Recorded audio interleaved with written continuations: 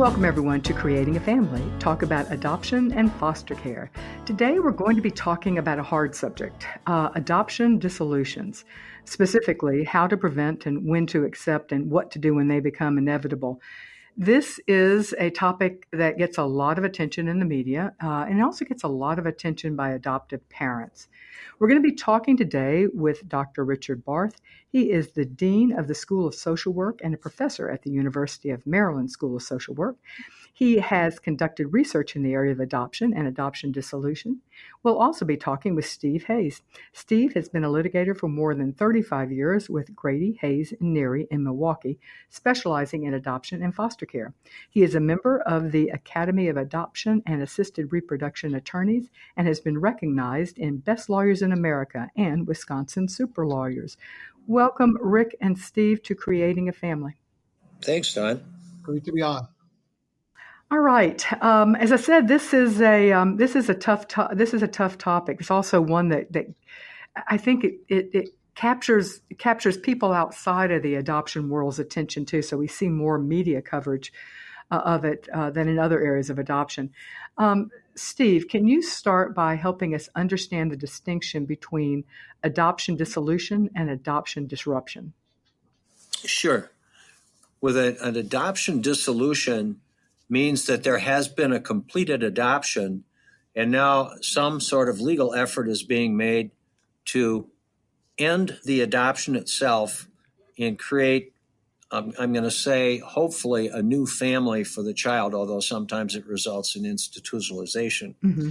Disrupted adoption is a placement that is headed, at least in the minds of probably the child and the family, depending on the age of the child, toward an adoption, but things do not work out and they end up going off that track and there is no adoption. So that would be a disruption of an adoption process. And we more often would see disruptions seldom happen in international adoption because the adoptions are finalized usually shortly after the parents and the children meet. But we would see a disruption more frequently in foster care adoptions because their child is living with the family, usually, depending on the state, for at least 6 months before the adoption is finalized. So that is the distinction. It's so confusing to people that honestly, I sometimes just refer to them as failed adoptions, but it's important to make the distinction.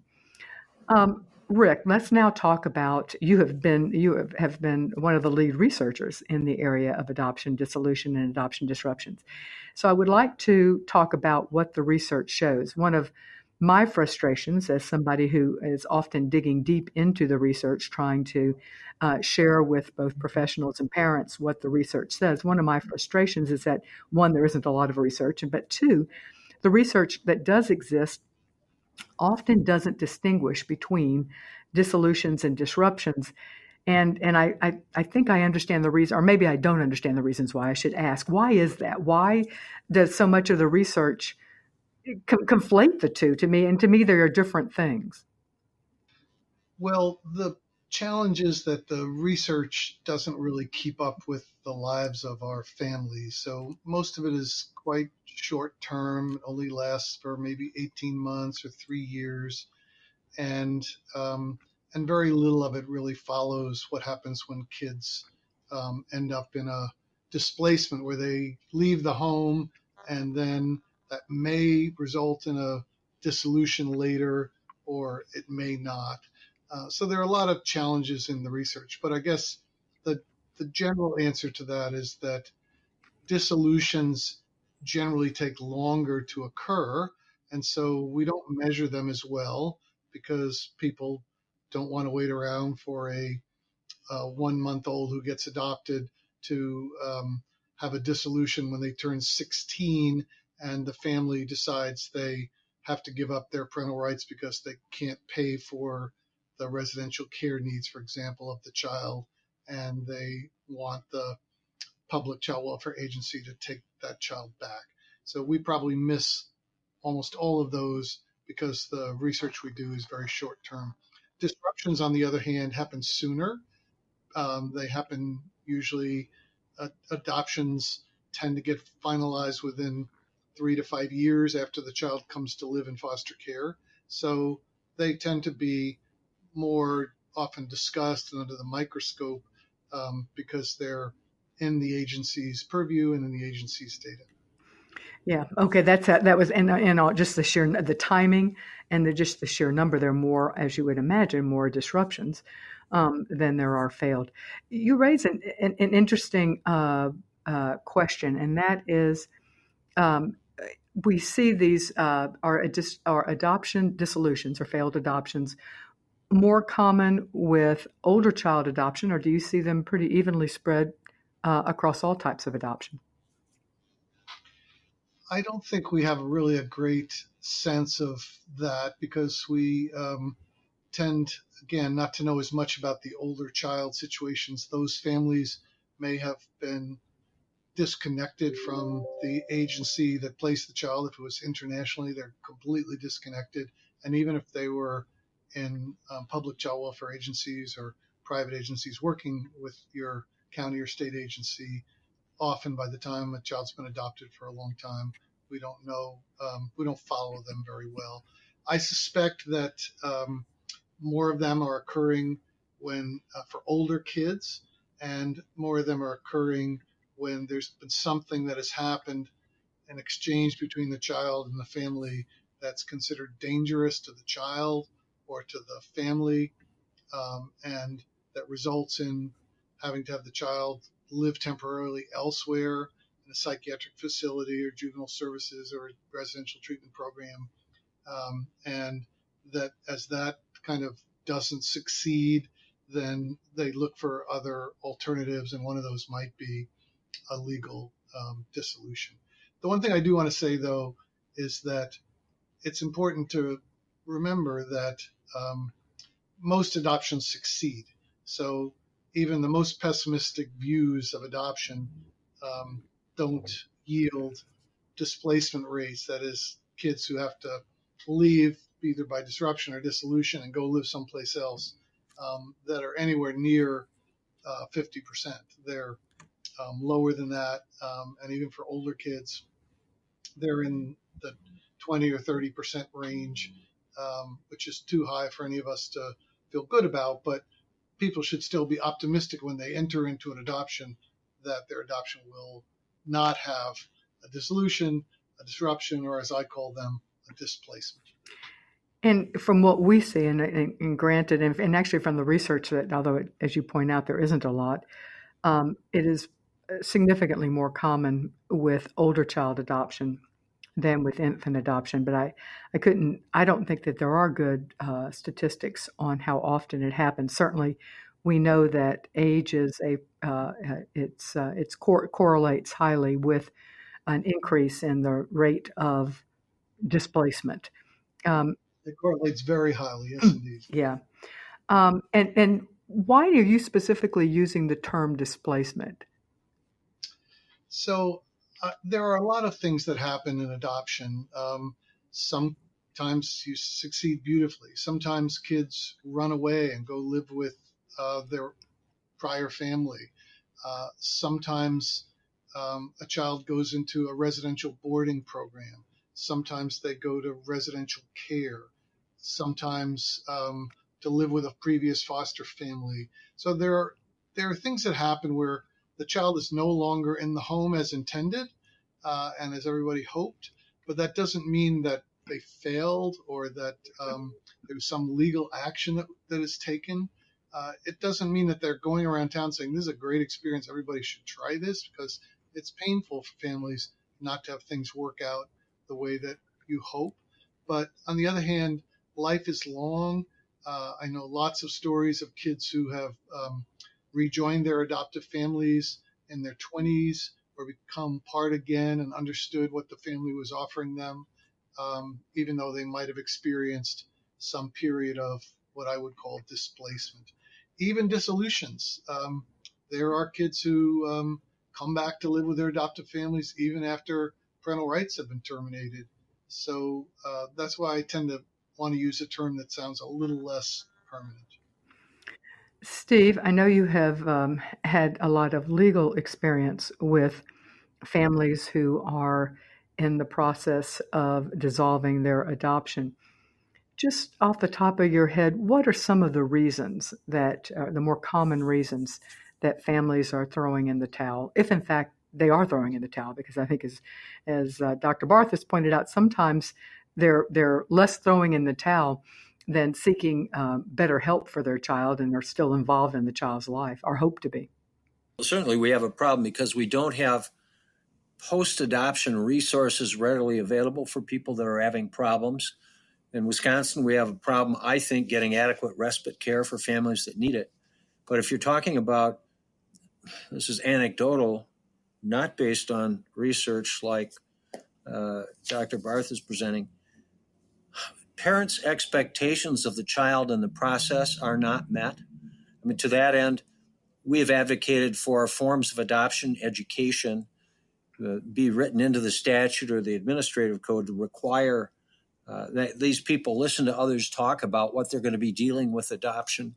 So I think parents' expectations generally about adoption are not met.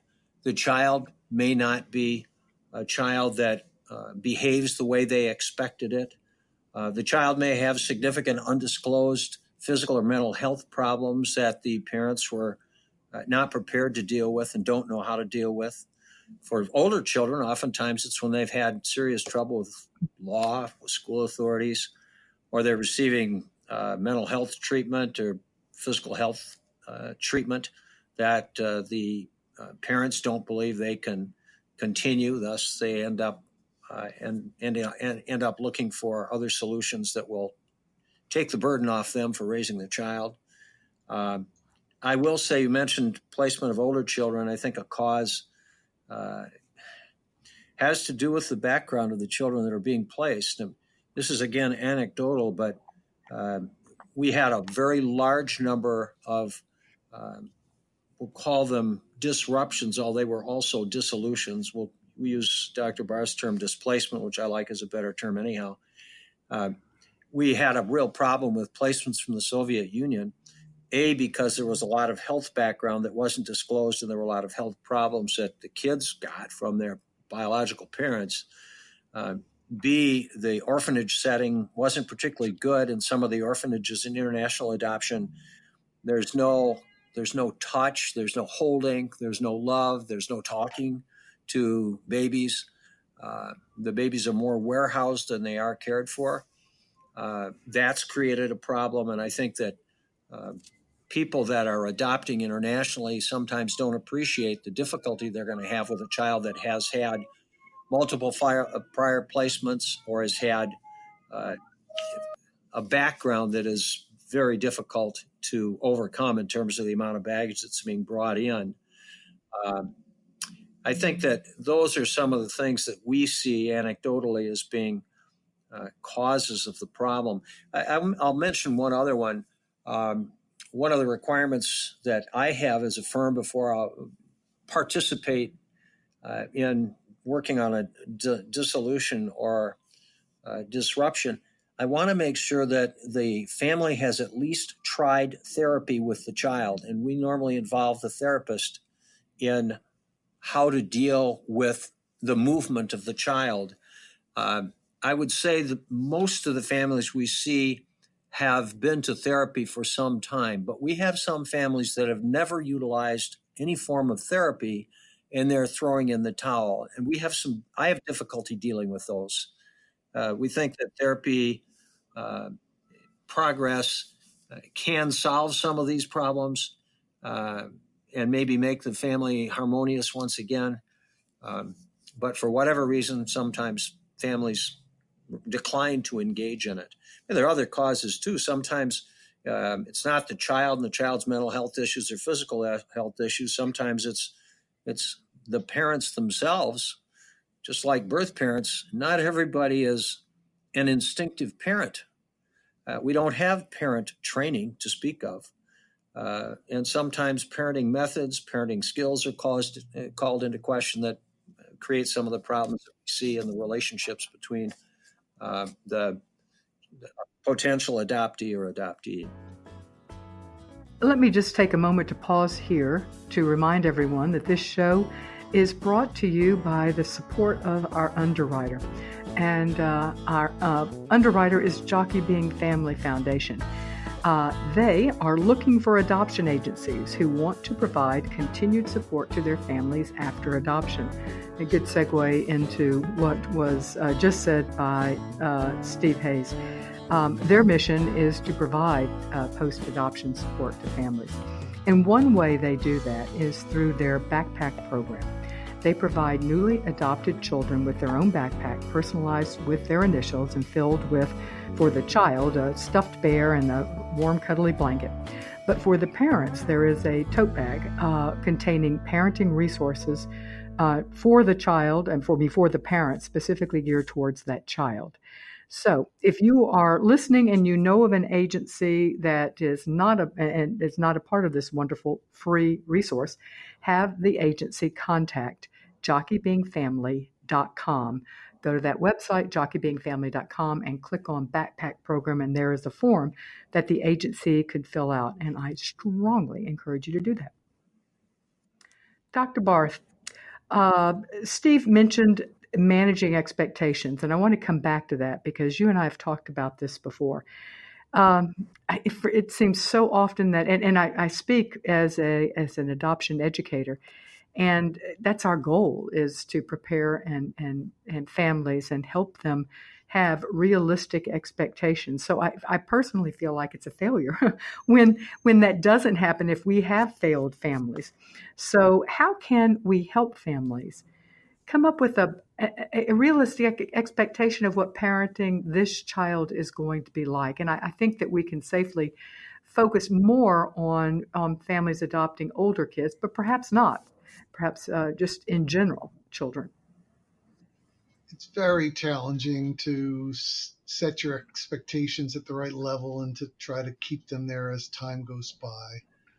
I think that most people have this inclination to let their expectations drift back towards what their experience was as a child, or what their siblings' experiences, or what their nieces and nephews' experiences are.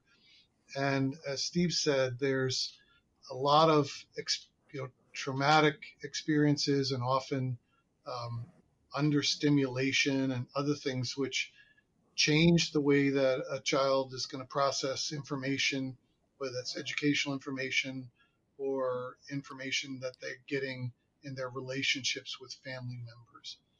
One of the biggest risks for adoption disruption turns out to be the adoptive parents, or dissolution, is the adoptive parents' dissatisfaction with their child's educational progress, basically their frustration. Adoptive parents often are pretty well educated because they have to be to get through the challenges of the adoption process, and they have a lot at stake in the educational performance of their kids, and they hope that they can, through their extra enrichment and extra knowledge, accelerate their child's learning so that they catch up to their nieces and nephews and their vision about what a third grader should be, or what a first grader should be, or what a seventh grader should be. And hard to manage that, but I think what I see and what I've learned personally as an adoptive parent is that the most important thing really is the relationship to the child.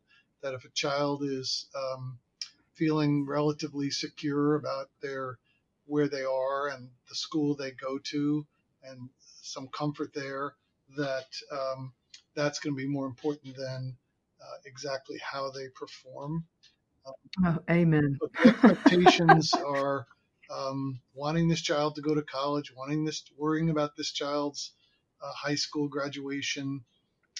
It turns out actually that what we've always known of as blue collar families, although all these concepts are changing, have better outcomes in adoption than do white collar families. And I think that's because they often have a broader set of options for kids, that if you don't really want to be a great student, there are all kinds of other things that make life satisfying.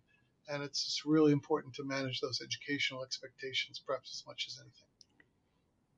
Yeah, I'm so glad you brought that up because, and just to reiterate the point you made that it's all about the relationship, and we've got to let our expectations of school go. I will say that often parents' expectations around school is based on fear, and the fear is this child will never be able to support herself. This child is going to be living in my basement forever.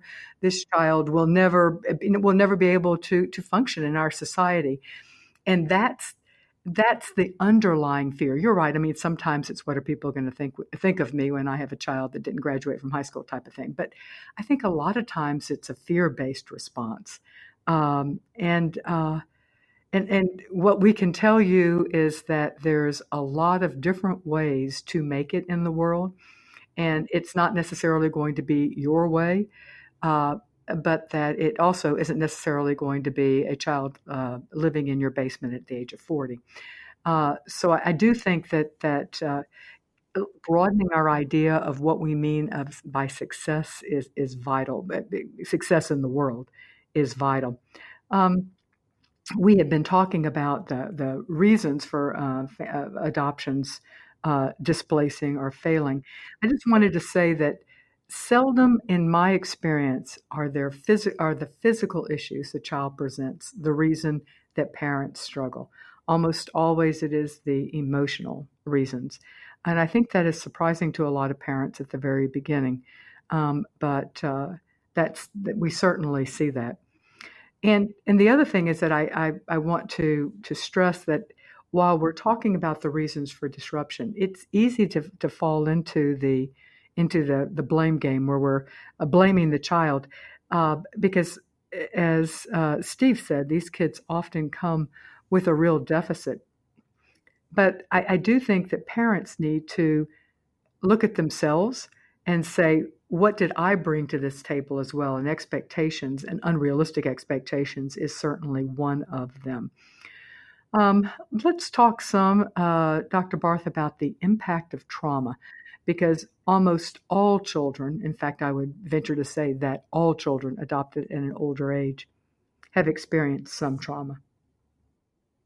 Well, yeah, trauma is problematic because it has an effect on a child's executive functioning, the way that their brain stores information, their working memory, their ability to inhibit themselves, or their self control, and often their attention, their ability to focus.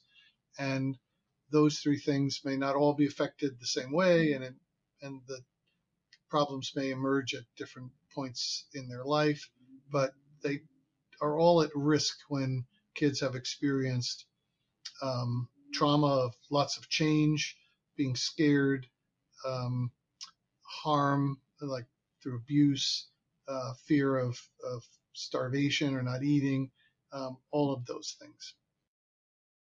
And just the act of being removed from whatever place they were and put in your home. You know, we don't want to think about it as traumatic, but in fact it is. It is indeed. And there's a relatively small proportion of those kids who will end up with a phobia. They will actually become fearful of certain objects, and they may need some kind of trauma intervention, like cognitive behavior, uh, CBT plus, or trauma focused cognitive behavior therapy that has a particular focus on these fears. But most of the time, even kids have come out of the child welfare system and come into foster care don't have traumatic symptoms per se, but they do have some of these um, executive functioning issues, and they may just really be cautious about making relationships, about being harmed, very sensitive to stimuli, and sometimes that does dissolve over time, um, and very often it does. But that's a good place where therapy for kids can also be helpful, especially if there turn out to be some phobias that are involved.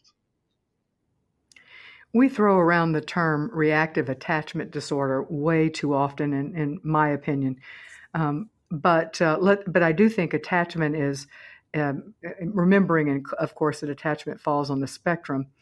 But I do think attachment is an important topic, and certainly it's on the minds of most adoptive families because parenting a child who is not attached is hard, and it's not, and that give and take and that reward that parents get is often absent. So let's talk a little about attachment issues and how they might impact, or what parents can do in advance to prepare for attachment struggles so that they aren't so thrown off balance and that they're not able to parent this child for the long term. So attachments are basically relationships, and we all have our proclivities, our tendencies towards the kinds of relationships we like. And I think one of the first things to work on is to be thinking about what we expect in our relationships, what we're comfortable with, how much variation there is between us and our partners, or us and our family members, and that this is not something that's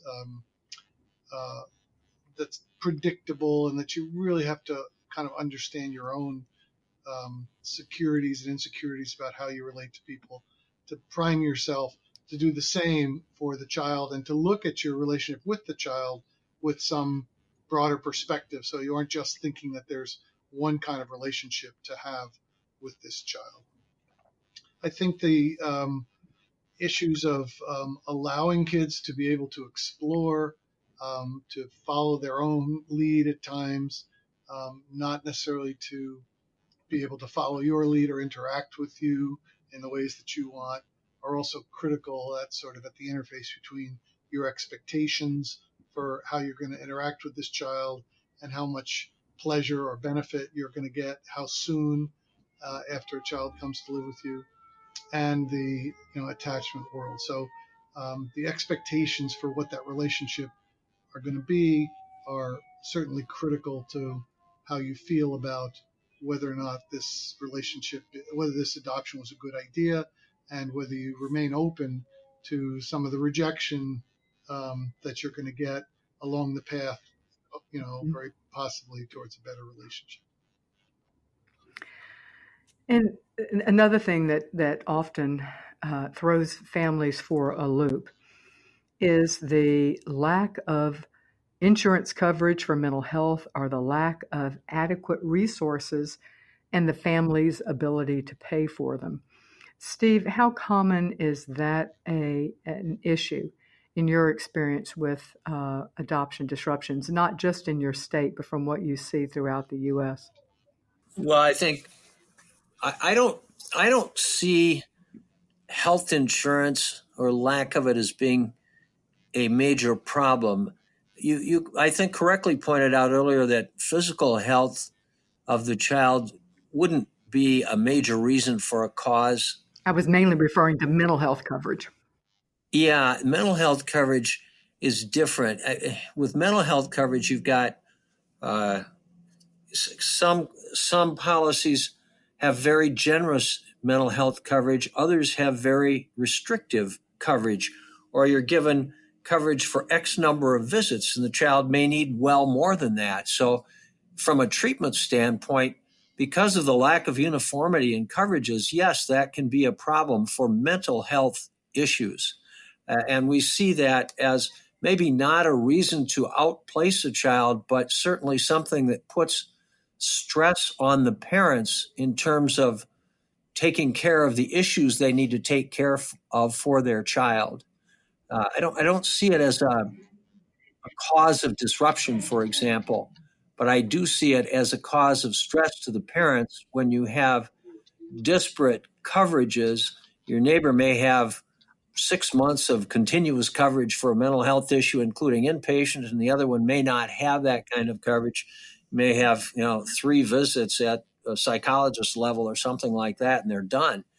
I think that's a problem. It'd be nice to see more uniformity to allow mental health treatment expectations of parents to be met.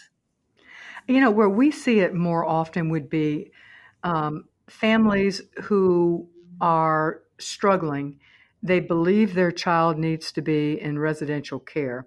They don't have the mental health component of their insurance either won't cover it or it covers it for such a short time that it's not effective.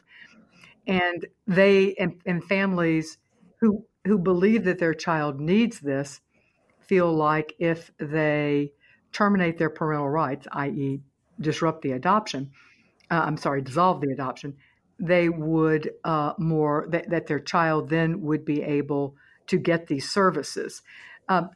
Dr. Barth, do you see that as how often is that the cause of why families are seeking to displace their child? I think that's a major cause, custody relinquishment in order to get ongoing residential care. Some states are really good about that. If a child's been in foster care, they're willing to adjust your adoption subsidy, for example, to a higher level to cover most of the things you need. But residential care then becomes so expensive that unless special provisions for residential care, even with a higher adoption subsidy, it becomes unaffordable. Some states like Texas um, have passed specific statutes and put funds behind them just to address this custody relinquishment problem. And Texas isn't a state that I think of as being in a hurry to add additional services necessarily.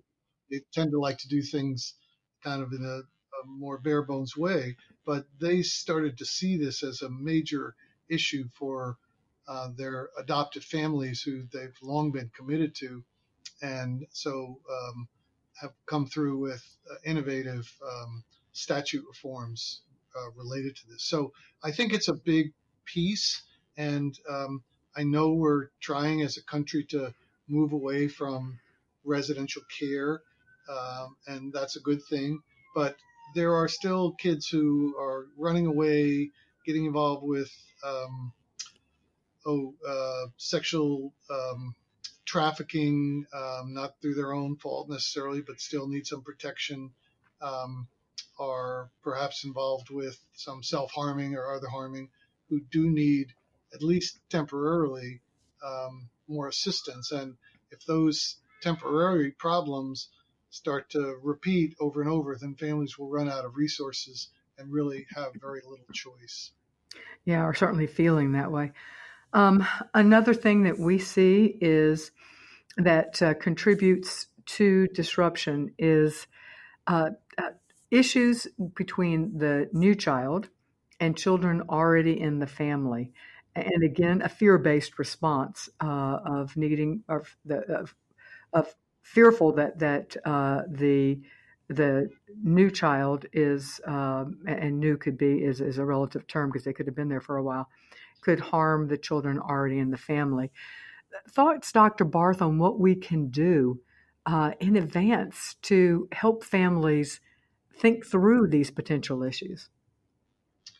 Well, that is a significant challenge, and one of the constellations in families that we looked at many years ago, and I think it still holds true, is when, especially when siblings are moved into a household that already has one or two children, trying to make sure that the quality of the relationship with the kids coming in is strong, um, even while the parents are a little bit protective of their birth children and may be inclined to treat them differentially. Um, I don't have a great sense about that, except I would say uh, the idea of getting into family therapy, which Steve mentioned, is a really critical one. And the other piece, in some of our research, it's not real definitive, but I think the findings were pointing in that direction, is being in parent support groups. So very often, parents who have been down this path have lots of good ideas for parents who are starting down the path. And so I wouldn't try this alone. Let's put it that way. I would do this with the help of a family therapist in a preventive way, not after the crisis starts, but knowing that this is challenging enough so that everybody's voice gets heard. One of the things family therapists are good at is making sure that all the kids and family members, that their voice gets heard, because sometimes the one group or another will get drowned out. And the other thing is, I do think that adoption parent support groups are absolutely invaluable.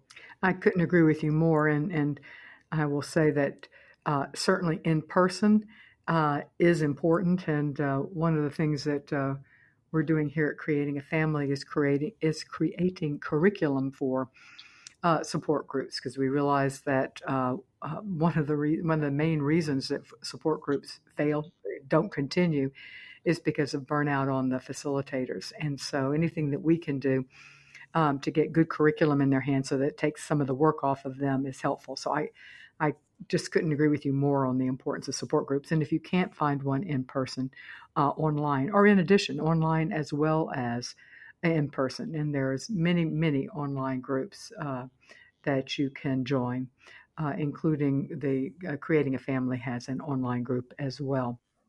John, I got a follow-up thought on that. The idea of having a biological family and then bringing in adopted children.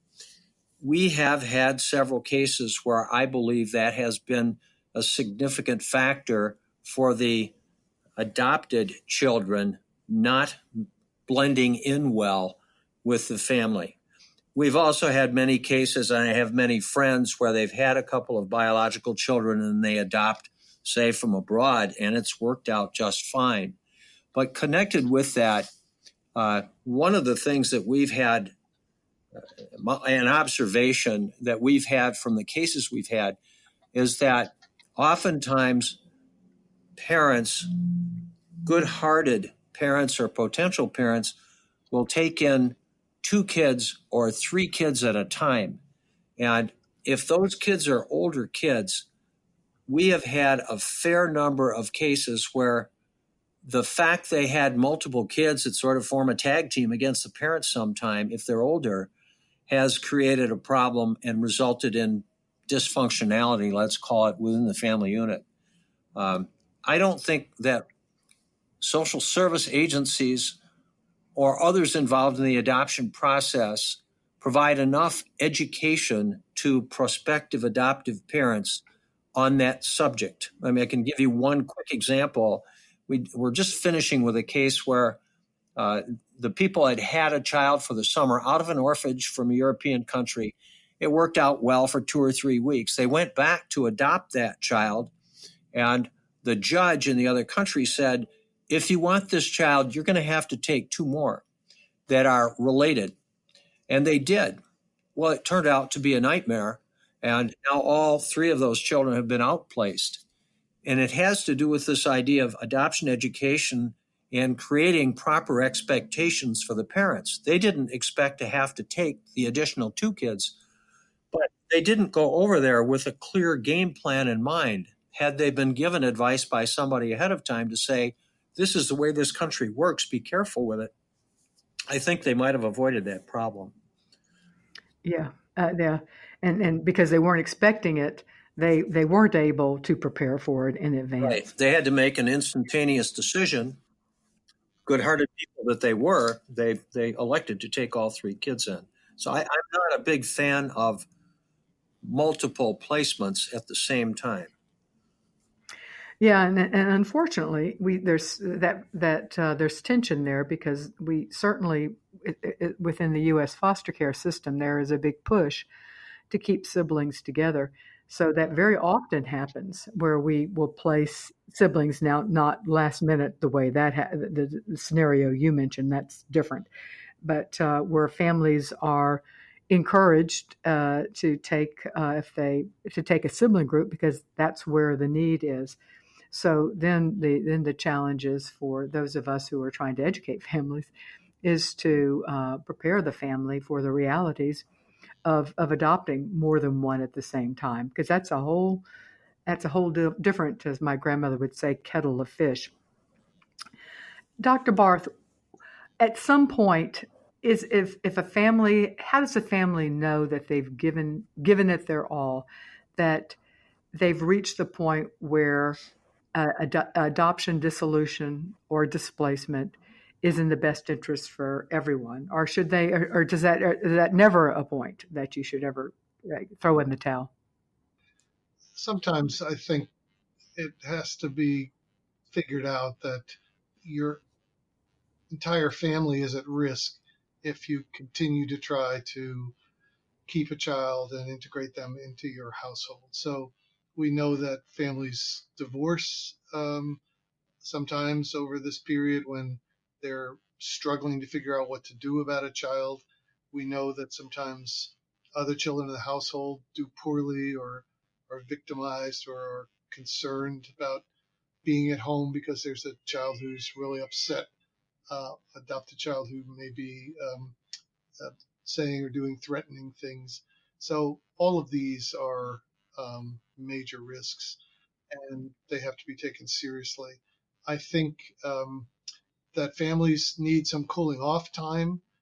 How to get that is sometimes hard to say. Sometimes you can get it through a crisis response program. If you're lucky, you live in a city or county where uh, before a child is hospitalized or even if they've been arrested or before your family needs some other kind of intensive treatment, there's some in-home services that are provided, some family therapy, some respite care, something other than hospitalization or incarceration. And though sometimes you may get counseling from people that it just doesn't seem like it's safe now for all of you to be together and you need a break.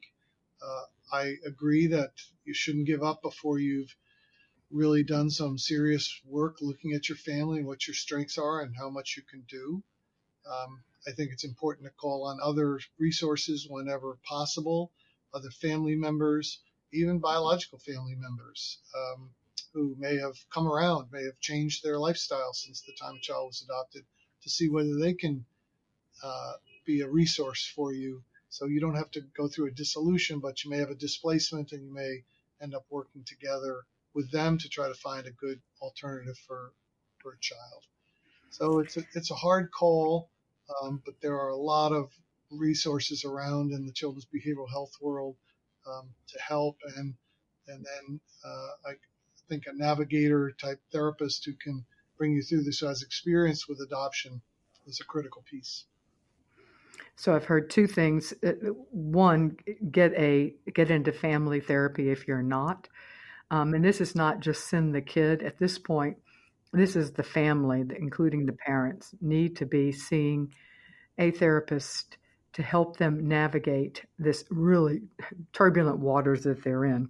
And the other piece of advice was find a way to have a cooling off time.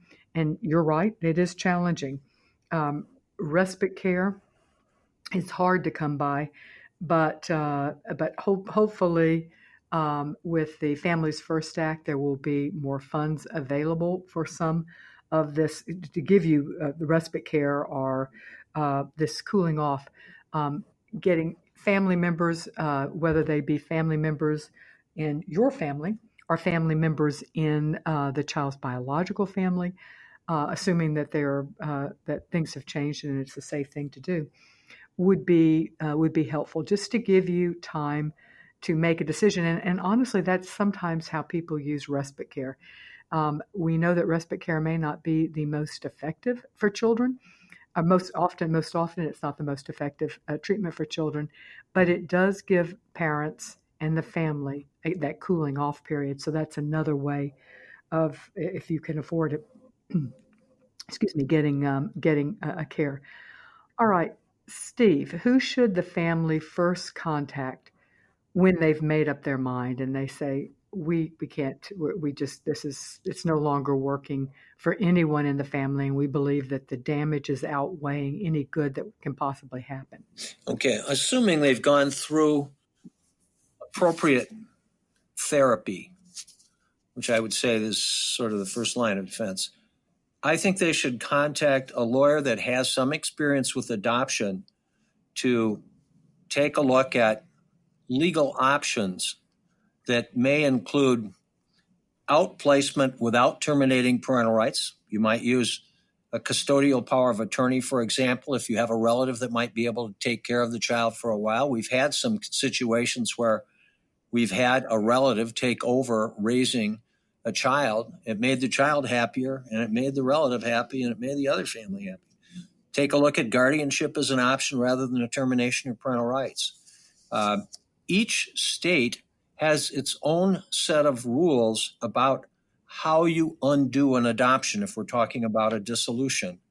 There's a lack of uniformity among the states, and each state, not the federal government, makes these rules. For example, in Wisconsin, in order to undo an adoption, you have to go through the same sort of termination of parental rights procedure that freed the child for adoption in the first place, if the child was a domestic or a Wisconsin child. Some states have a statute that allows you to get relief from judgment based on fraud within a certain period of time. I think New York and Ohio and Rhode Island are 3 states that allow that. What type of fraud are we talking about?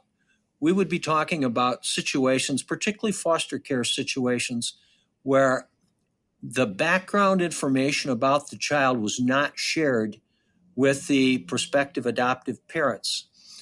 Let's hypothetically say that at age 5, a little girl was sexually abused, and that information was in the file but not passed on to the prospective adoptive parents. Under those facts, depending on the law in your state, you may have a right to go back to court and get relief from the judgment. There are other states that, much like divorce, allow you to annul an adoption, and there are a handful of cases around the country that deal with adoption annulment. One of the things that people need to be aware of is that courts, once an adoption occurs, believe that, just like a birth child, you've now created a parent-child relationship that should not be terminated. So judges oftentimes are very reluctant to grant a termination of parental rights unless there is an adoptive resource that's already been identified, or an alternate placement for the child if it isn't going to be an adoption, that is suitable for the court. So you have to get a decision, normally supported by a therapist, to undo an adoption. You have to take a look at the state law to see what methods are available to undo the adoption. In almost every case, unless the child is a candidate for institutional care, you're looking at having to find an adoptive resource before the court's going to grant the termination of parental rights or the dissolution of the adoption using an annulment method. Okay, so each state is going to be different as to what you can do. And then so you need to follow the state law. So you said one of the first steps is to contact an attorney that is knowledgeable about adoption law. And let me stress that this is not necessarily, in fact, often is not, the same thing as your cousin's brother, who is a family law attorney. So, Steve, how would people find an attorney that specializes in adoption law?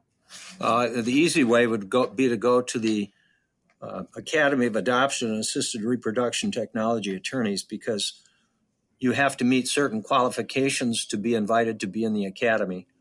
And those qualifications, among other things, require a lot of experience with a certain number of cases, interstate cases, in-state cases. And those people will have at least met the experience requirements to get into the academy, and that should be enough to give them the ability to answer certain questions like this. However, adoption, disruption, and dissolution is not, I'm going to call it a mainstream or frequent activity of adoption lawyers. We happen to get a lot of them, in part because several years ago I wrote an article on it in a prominent magazine. I get people that find me through the internet, and some of them are from other states. I can't help them because you need a lawyer from your own state to work on it. If, by the way, you're using an adoptive resource eventually for placement of the child in another state, we often end up with 2 lawyers from the academy, one from the sending state and one from the receiving state, getting together on the phone to work out the details of how this is going to work. You have to remember, when you can't just hand off the child to somebody else, there has to be a vetting process that most courts are going to require that includes a home study, just like you would if you were doing an initial placement. So if it's a relative, you may not need the home study, but it isn't necessarily, I'm frustrated with the child, I need to move the child now, I'm giving the child to somebody in another state. There's a collection of laws called the Interstate Compact for Placement of Children. So if you're moving a child from Wisconsin to Illinois for placement for the purpose of adoption, you may need to comply with the rules of the Interstate Compact, which each state has adopted, before you can just move that child to another state. Lawyers in the academy would know about that, and there are other lawyers that aren't in the academy that have had a lot of adoption experience, I suppose, that have chosen not to be in the academy or haven't been invited in yet. It may also be of help. I would say if you go to a juvenile court administrative clerk or a judge there, they would be good resources to get information about who locally might be qualified to give advice on that subject. But as a starting point, I'd go to the American Academy of Adoption Attorneys. That's the old name for it. Website, and they list attorneys in the academy by state, and you can get some information about their credentials. And contact information as well. Yes, Right. That's a great website. All right. Now you mentioned that very often you have to have a placement for the child, and that often you are working with an adoption resource. What do you mean by that, Steve? And how do you find, and what is an adoption resource, and how do you find it? Because do you need help in finding a family, assuming that there isn't a relative in your family that is stepping forward? Yes, they're a very good question. And it's a hard question to give you a concrete answer on. There are not a lot of places that want to get involved in second placements, or what some people called rehoming of children. In some cases, the agency that gets involved may have to assume guardianship or other form of legal responsibility for the child. Because the first case has not worked out, they're reluctant to get involved with a child whose initial placement didn't work out. But there are places, and they're getting to be a couple of more that we became aware of at the recent conference for our academy members, that are now serving as placement resources. One is Second Chance Adoptions, which is out of Utah. It's a part of the Wasatch Adoption Agency, and they've done a lot of placements around the country. They vet well. They have experience, and I think they do a pretty good job of getting the adoptive resource in place. There was an article that Reuters ran a couple years ago about some bad placement choices in rehoming. And I think the articles had some misinformation in them, and they had some good information, or both. But I think it created an atmosphere among legislators where they felt they had to do something to solve this problem. And I think that's the wrong place to go for the solution. In Wisconsin, for example, they rushed to get a law passed, and the law they passed was you cannot go on the internet to find an adoptive resource. That's not the issue. How you make your contact is much less important than have you properly vetted them? Have they had a home study done? Is this a good placement? So what they did was take away one of the ways that people, support groups and otherwise, will go online to see if they can get somebody that can help them. But the law was well-intentioned but didn't solve the problem. It attacked the wrong issue. And I think that we tend to be legislative reactive rather than thinking ahead to see how are we going to generally deal with this problem in the future. And that was the outcome in Wisconsin and a couple of other states that rushed to get something passed to make sure this wouldn't happen in the state. So in other words, what people need to do is talk with their attorney first and find out what the law is in your state, and then find out, and actually hopefully the attorney might know, excuse me, that what agencies, because often it is adoption agencies.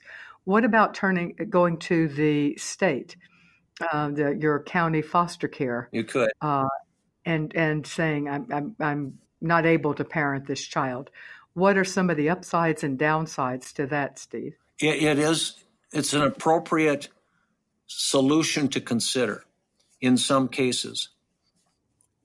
I'm not a fan of that solution unless there is no other choice, because the outplacing family loses control over the child, and the county begins making decisions for the child that may not be good. They may be good decisions, but they may not be good.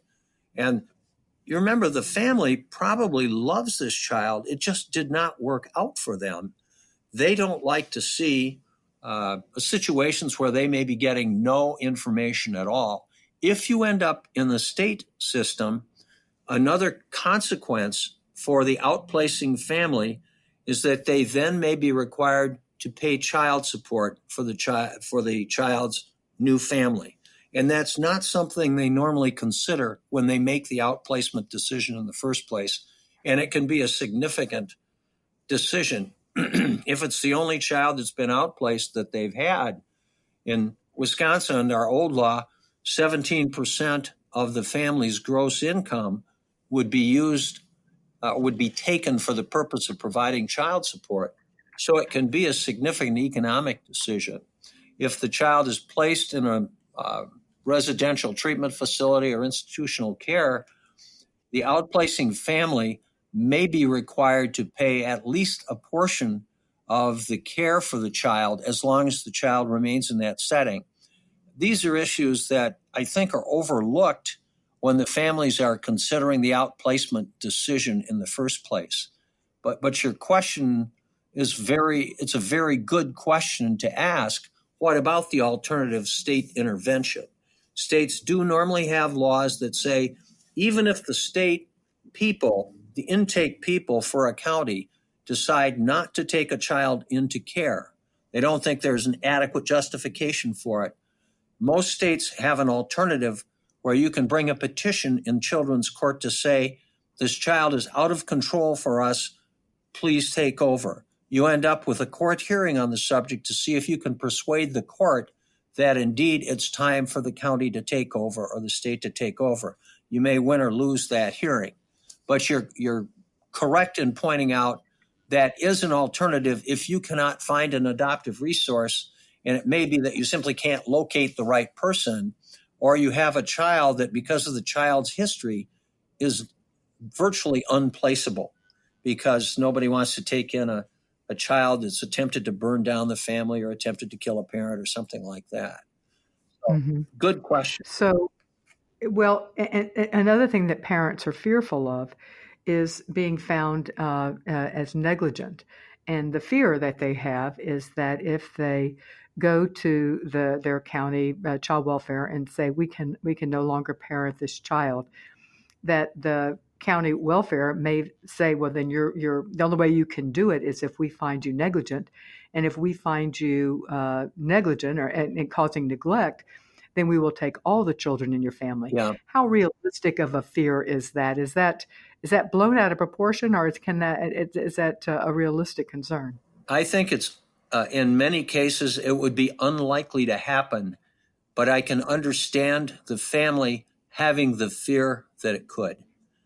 But if the other kids in the family are doing okay, the county normally isn't going to try and take yet another child after the first one has been placed in a county resource of some kind. So I think I can understand why people would have that fear, but it would be unlikely to happen with frequency. It is possible, but if the other kids are being well cared for, normally that wouldn't happen. I will say one thing. I think the system, it's a hard system to get involved with because there's finger pointing. And you talked earlier about fault and finding fault. Here, what the outplacing family has to face is criticism for their not being good parents, or that this is in some way their fault. they often don't get a lot of sympathy from the social services people that they meet. And in part because we've had this change of philosophy over the last 30 or 40 years where we that do adoptions want adopted children to be treated exactly like birth children are, no distinctions. But in real life, there are those distinctions, at least psychologically among some people. And you have now this conflict when a caseworker takes the case. Are you going to treat this family as though this is a birth child or an adopted child? Would they be treated differently? Sometimes that creates a sense of negative feelings on the part of the outplacing family. And sometimes perhaps fault is there. But my job as a lawyer isn't to make a judgment on fault. My job is to see that the child gets into a permanent and stable placement in the future if this first one isn't working out. That's why we involve the therapist.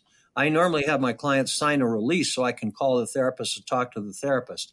Again, I'm not the one that's supposed to be making a judgment here, but let's say the therapist comes back and says, this kid's doing pretty well. They've had some rough sledding recently because of X and Y. I'd be inclined to raise that with the family, even though I'm supposed to be an advocate for their position.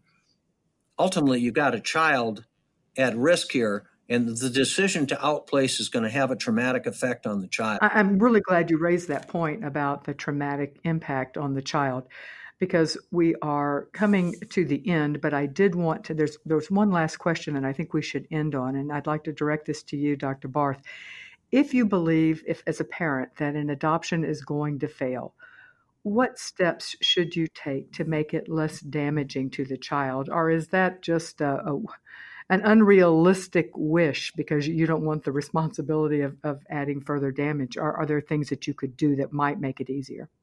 Well, I think it's critical all the way through to try to make it clear that it's not a child's fault, that things aren't going well in their household, that the experiences they've had and the experiences you've had as parents may not have aligned, but it's not their fault that they have having difficulties in your household, and that there can be much success in life even after difficult challenges where you feel like there's something that's wrong with you, and you wonder why things keep going badly. That time often can address those things, and that people can do better, and that you're going to do everything you can to stay connected with them in ways that's good for all of you, but also to see them into a more positive time. Yeah, I good. Thank you for that somewhat optimistic, not optimistic, but realistic way that we still, even as parents, we still have to be, even though we are at our wits' end, we still, as a parent, need to consider what we can do to make this the least damaging as it can possibly be. Thank you so much, Dr. Rick Barth and Steve Hayes, for being with us today to talk about this subject, which is, let's be honest, is a hard one. So thank you so much. Let me remind everybody that the views expressed in this show are those of the guests and do not necessarily reflect the position of creating a family. Our partners are our underwriters. Also, keep in mind that the information given in this interview is general advice. To understand how it applies to your specific situation, you need to work with your adoption professional. And this show would not happen without the generous support of our partners, some of our wonderful partners, and they believe in our mission of providing unbiased, accurate information, are Adoptions from Shepherd Care.